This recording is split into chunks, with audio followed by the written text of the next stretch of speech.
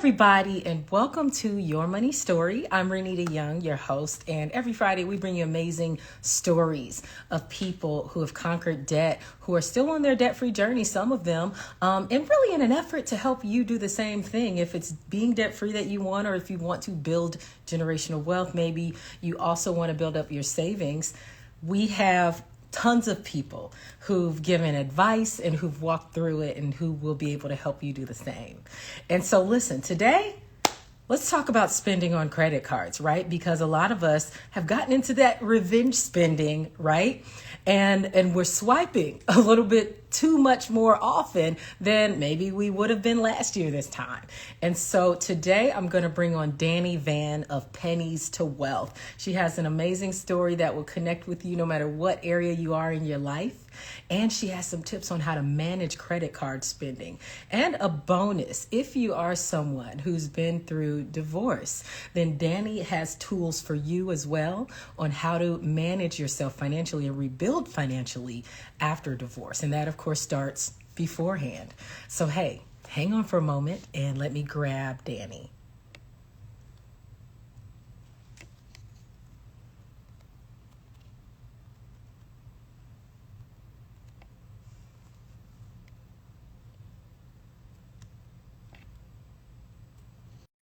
She should be coming on in just a moment.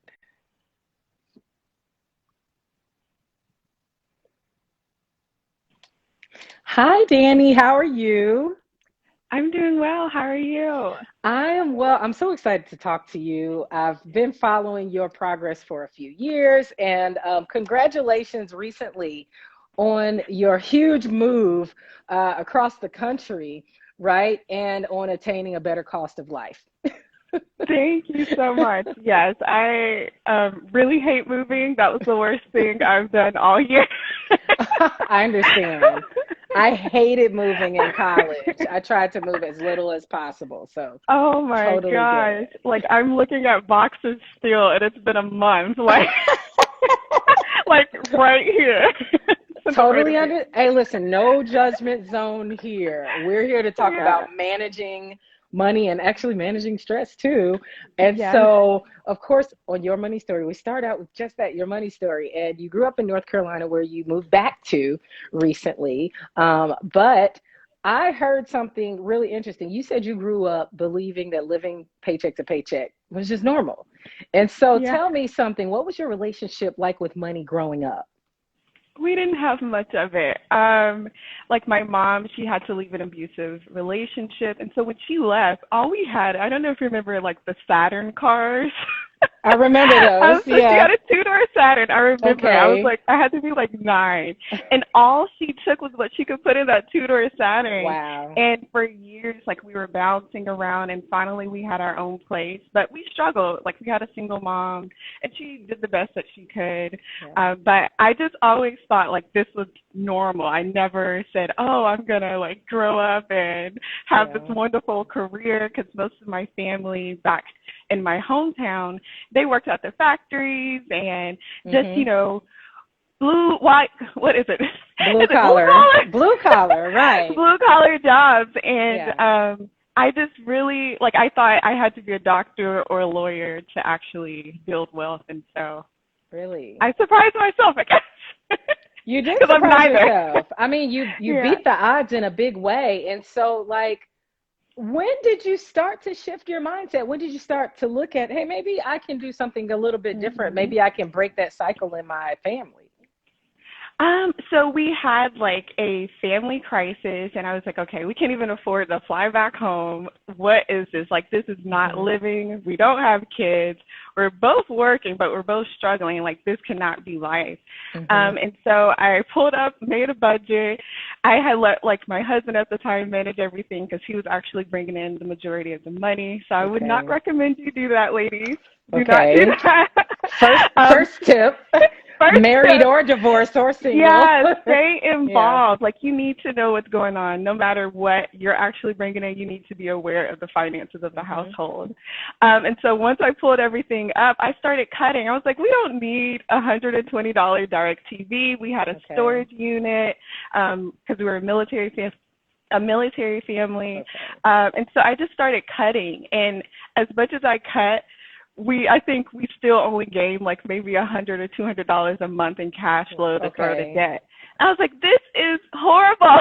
Wow. And so Wow. we actually reduced our housing costs by moving into an RV for almost a year In California. in California. How'd That that was work the out only for way to you? save money. I Yeah. loved it. He didn't love Really? it too much. That was practice for pandemic times, right? It was. I swear. Like, I love the small space, not having much to clean. Yeah. I enjoyed it. Well, hey, it is a bright side to all of that. Yeah. And so after this, you shifted your perspective. You started Mhm. to pay off debt aggressively, though, because Yeah. you and your husband at the time had around or a little bit over $130,000 in debt. And so, how True. did you begin to chip away at that? Because you can only cut so much, right? So, how did you Uh, start to? Did you bring in extra money too?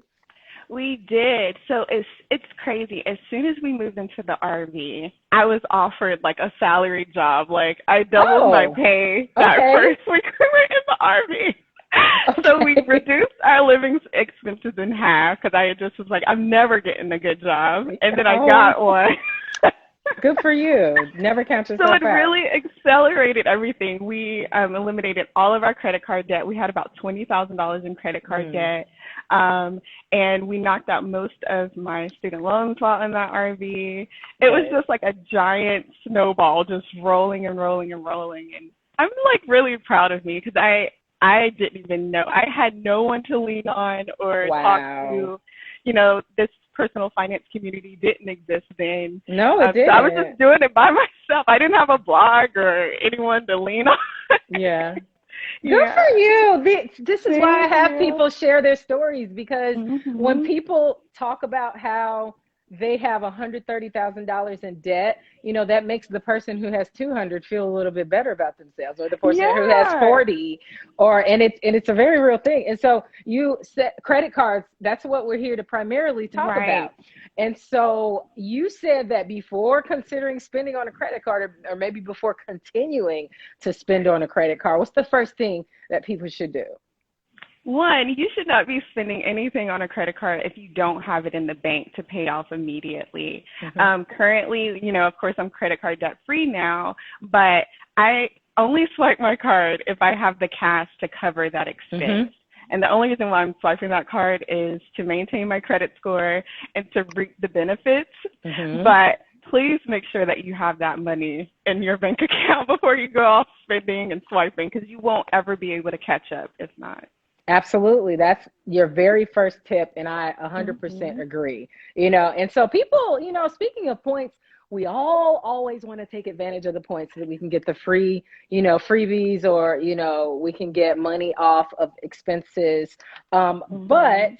people, how should people use these credit cards to their advantage? What are some ways to do that? Oh my gosh. So I just love to say, make these credit card companies pay you to be using their credit cards. Like if you're not doing, if if you're paying I them love in it. interest, then honey, you Yeah. are using credit cards the wrong way. Mm, And so I make sure that I am paying off my balance before the credit cards payment even comes in. okay. I make sure that I'm doing it probably weekly. Like the last month I was busy, but I made sure at least to pay completely in full before that payment due date occurred. Good. And then that just keeps you on track. Make sure you're not paying any interest. If you're paying interest, you're using credit cards the wrong way. Right. Yeah. That's so important, and I find myself doing the same Mhm. thing too. When I'm on vacation, I find myself checking it like almost every Yep. day and just pay it off every day. When the Yeah. payment system gets more automatic, then that can be a quicker thing. But, Mhm. right now it takes a day or two for it to make it there. And so you also said ways to build credit. People use Yes. credit cards to build credit, but Mhm. but I don't know that everyone truly understands how to do that other than spending, on the grocery store. So there are some Right. specific ways that you suggest. It is. One, make sure that you're only using like at least less than 30% of your utilization. And the way you can do that, you just take your credit limit and multiply it by 30%. And that is like the max that you should be using at any time, because credit utilization makes up a great portion of your overall credit score and your credit health. So just ensure that you're doing that at all times. Do not be out here maxing out y'all's cards No swipey. No swipey. Just because they give you the limit does not mean you should just go crazy and use all of it. And so that's like my best number one tip. Okay. And then two, making sure that you're not carrying a balance from month to month. Some people think carrying a balance is what improves your credit score, but that is false information. Okay. You need to eliminate the entire balance. And of course, I know, I see someone in the comments said too late, but yeah. So if you are in that situation, like most Americans are, I was as well, I stopped using my card until I got it to a zero balance, because trying to pay off a credit card while you're still swiping, like, honey, you will never get out of that credit card debt. You won't. You really won't. It'll be a cycle. And then you say use secured cards as well. Yes. So many, especially digital banks nowadays, they're offering like credit builder cards or secured cards. So walk up into your bank of choice, of course, and get a secured card. And what that is, you'll give them $200, $300, and that is the money that you're actually using to build credit. And so it's your money, you funded it already, and so it's not going to have any negative impact, because once you use it, it's done. It's done. It's like it's a debit, it's like a debit card. So it's like a heightened debit card, but it affects your credit score. Yes, you are getting so much love in the comments, by the way. Hey, y'all. Someone says, Dannie is such an inspiration. I appreciate her transparency. I love your transparency too. And Dannie, like, you've been extremely transparent about the divorce that you walked through. I mean, you don't have to tell us the details that led up to it, but when it comes to finances, I don't know that people understand how much that could impact you. And so before we go into what you have done, like, what do you wish you would have had set up before the marriage even, that would have helped you in the marriage and at divorce? You already said one thing, understanding everything, right? Right. Yeah. And sooner than I did. So when we actually started paying off debt, we were like 4 years into our marriage already. Okay. So we were just coasting and chilling. And like I said, I was a military spouse. It's really hard to find a job just in that title, because everyone's afraid that you're going to leave tomorrow. And so I really struggled with like unemployment and underemployment. And I just wish that I would have just been a little more smart with at least the money that I brought in, because every dime I brought in was thrown to debt. And I didn't, so he was building up, shout out to my ex, I'm not like trolling him or anything, but he had like his his military retirement, and so he was building wealth the entire time. Yeah. But we made the decision together to use all of my income to throw the debt. And then so once we got to the divorce part, I had to scramble and get the funds to be able to start my own life, because all of my income had been sent to eliminating debt. And so I just wish I didn't do that. But I mean, I left the marriage debt free, so I guess it's a give and take. I mean, you started right there at ground zero, it sounds like, because again. No, but kudos to you for dealing with the emotional toll of it, for also going into what would become a pandemic, right, during this, and then managing a move across country. Like, you did that. I did. I thought I was going to die, though. It was hard. It was so hard, because, like, most people don't know is that I left, like, November of 2019. I was, like, in a brand new city. I moved to Oakland. I had started a new job. And then the world shut down. Like, I was like, really? Yeah. I'm trying to get my life together. Yeah. So it was just a hot mess. And it took me about a year and a half to be able to save enough to move back closer to my family. But I'm here now. That's good. And I know you're really excited about, like, I keep mentioning this because it's real, this lower cost of living in the South than Yeah. living what you lived out west and on the West Coast. I'm on the East Coast and it's extremely expensive out here. And so Yes. when it comes to rebuilding financially after divorce, you said create Mhm. a budget based on individual income and living expenses. And that, Right. like, managing to do that throughout the other stresses of a divorce, Mhm. my peers who have gone through divorces talk about how petty it can get, for instance, to be able Right. to have that conversation and create that budget. That's a thing Mhm. in itself. So what are the other ways, looking for ways to increase your income, decrease your expenses, a couple other Mhm. brief ways to rebuild financially during a divorce? Okay, so I mentioned that, I didn't have any like individual savings of my own. We only had joint savings. So what I had to do, I found an apartment that was giving like 2 months free rent, and that's how I was actually able to like leave during that time. Wow. So I dramatically decreased my expenses that way. I worked for a startup, and so they had lunch every day, and honey, I ate that lunch every day. Every day, if Saving it's all the there. money. And I am not a social person. I'm an introvert, actually. And so every happy hour, every after hours company event, I was there getting all the free food, whatever I could. Oh my goodness. I understand though. I I get it. I get it. I get it. You're yeah. trying to save money. Yes. And then, not trying to be so bougie when it came to like refurnishing my apartment. I got like a $50 bed frame from Wayfair, Okay. and As long I as it slept on like works. a little cot thing. Right, I slept on a little cot thing because I was like, I don't want this marriage bed. I don't know. It was weird. I was like super petty Yeah. right then. I was like, I'd rather sleep on the floor. So Whatever it just helps, took honestly. it. Whatever helps.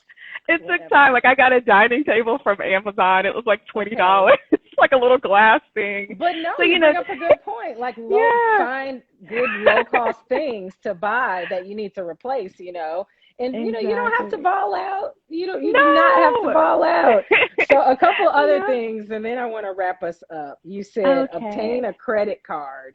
And a banking Mhm. account with only your name. Like that seems like it should be like really a quick thing to do. Number one. And I Yeah. did that when I didn't even have a job yet. And so, like that summer before I even left the house, like I got my own credit card because Mhm. all of the credit cards I had gotten throughout the marriage was joint. And then, of course, all of our bank accounts. Like I had an individual account, but he had like that permissions where if something happened to me, he could like go in or something. And so I Okay. got my own banking account, and that is like the number one thing that I would recommend people do. I work with clients all the time, and they're like, Mhm. "Oh, I'm hiding money under my bed," and I'm like, "Girl, go get you a Yikes. bank account." Go get a bank account. Got it. Yes. Absolutely. Okay. And so, one more thing that I want you to hone in on, actually, two more things. Create a Okay. written document outlining who's going to take Mhm. what, if that's not already in a prenuptial agreement, I would Right. imagine, right? Right. That's very important as well because it keeps Mhm. from more fighting, I would imagine, or Exactly. pettiness. And then um, seek therapy and emotional support, right? Oh my gosh, yes, And then please. take care of yourself mentally as well. Take care of your mental health. Like, tell me, just Mhm.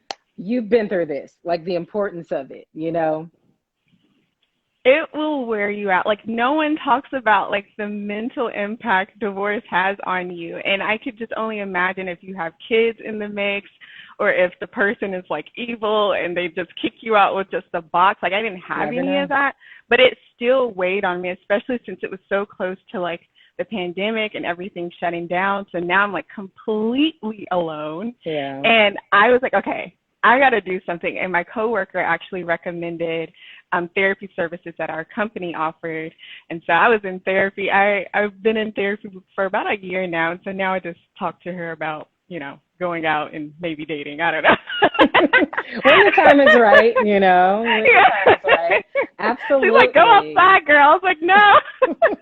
Not yet, not Yeah, but yet. I definitely recommend therapy, especially if you don't want to like put that on your family members or your friends. Just reach out to someone. Therapy is not like this evil thing. You can talk about whatever you Mhm. want to. Like I said, I talk about going outside, dating myself, whatever I Mhm. feel like talking about at that moment. Yeah, someone Yeah. here, Keys with K, says when you're talk about all of your possessions, right?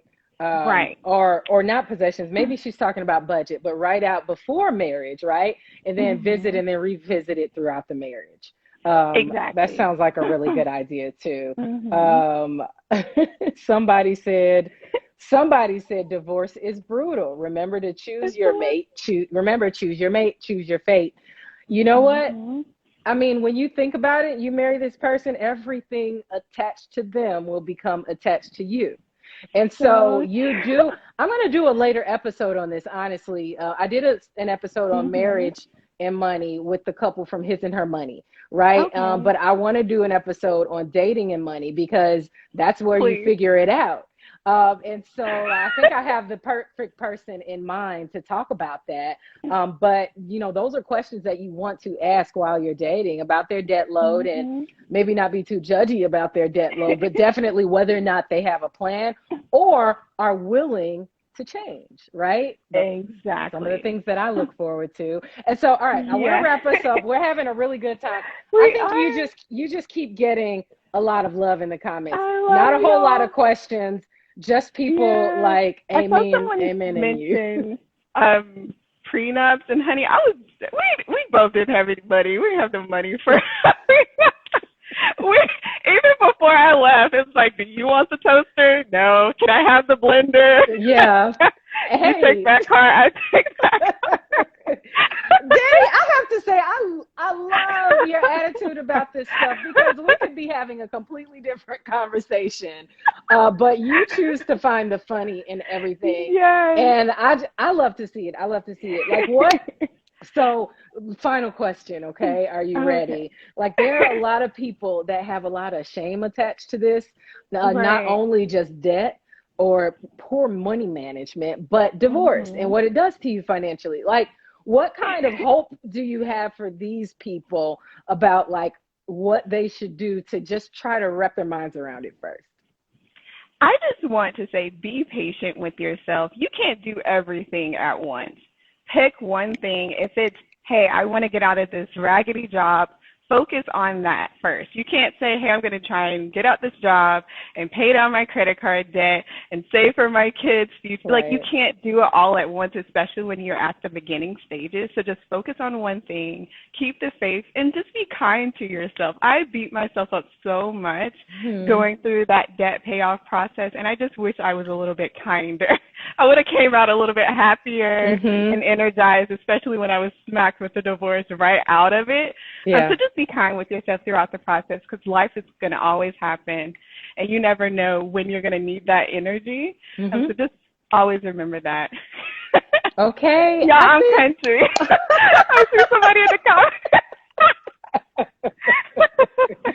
okay. But great advice, amazing advice, Danny. I see my cousin on there. Hi, comments. Okay, Kiana. hey, Um, Renita's cousin. thank you so much. And also a shout out to Fixing Your Finances, Antoinette. Thank you so much for joining us last week. I don't know if you're watching right now, I didn't see you. But Oh, Danny, that's a beautiful place to leave it. Thank you so much. I love your thank lights. you. And I am going to keep tracking your progress. Congratulations on Yes, everything and on growing your net worth in this entire process, I too. know. Yeah, I may Excellent. get a prenup if I do get married Next again, time, y'all. I you have got more more than a assets now. toaster. So you have more assets now. But you have a lovely weekend and enjoy Southern You living too. this weekend, Thank you. okay? All right, Danny. Bye Thank you bye. so much. Bye.